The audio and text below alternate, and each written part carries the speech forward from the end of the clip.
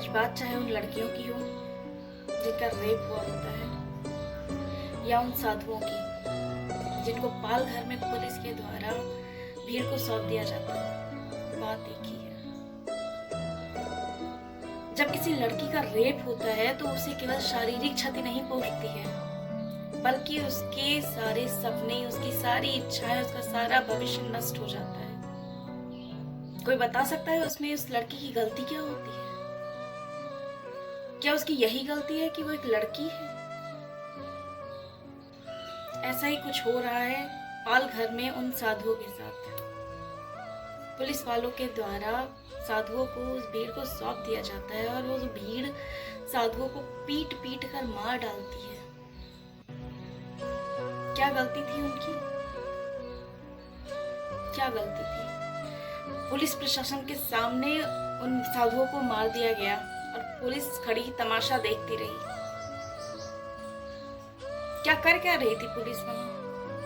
भारत में आज चाहे रेप का केस हो या लिंचिंग का केस हो, उस पर कड़े कानून क्यों नहीं बनाए जा रहे? एक और जहां औरतों का सम्मान करना चाहिए, जहां साधुओं का सम्मान करना चाहिए, वहां उनकी इज्जत तार तार करी जा रही है, उनको मौत दी जा रही है, उनको मारा जा रहा है भीड़ के हाथों। पुलिस प्रशासन क्या कर रही है? सरकार क्या कर रही है? In my point of view, the rapists are not the culprit of the Indian government. They are the culprit of that whom they raped very brutally. पाल घर में अपने गुरु को कंधा देने जा रहे उन दो साधुओं और उनके ड्राइवर की पीट पीट कर हत्या कर दी गई, लेकिन सरकार उस पर कोई भी रिस्पॉन्स नहीं कर रही है।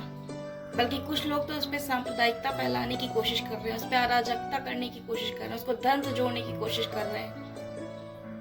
यही नहीं बल्कि आज की न्यूज है, बुलंदशहर में दो साधुओं को गला रेत कर हत्या कर दी गई।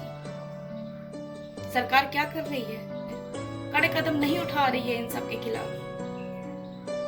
क्यों? क्योंकि वो साधु हैं। कब होगा न्याय? कब बदलाव आएगा? कब लोगों की सोच में सुधार होगा?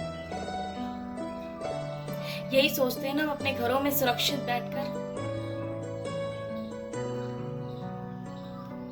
जब कहीं रेप का केस होता है तो हम अपने घर की महिलाओं को घर से बाहर नहीं जाने देते, हम उन्हें रोकते हैं।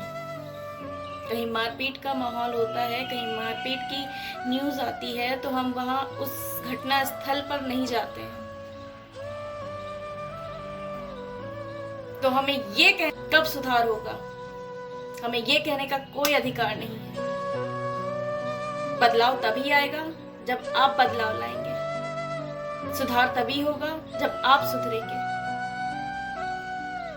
किसी चीज के खिलाफ लड़ने के लिए आपको घर से बाहर निकलना पड़ेगा। परिवर्तन ही प्रकृति का नियम है। आप नहीं बदलोगे, जग नहीं बदलेगा। रेप होते रहेंगे, लिंचिंग केसेस होते रहेंगे, सरकार कुछ नहीं करेगी अगर हम आवाज नहीं उठाएंगे। हमें अपनी आवाज बुलंद करनी पड़ेगी।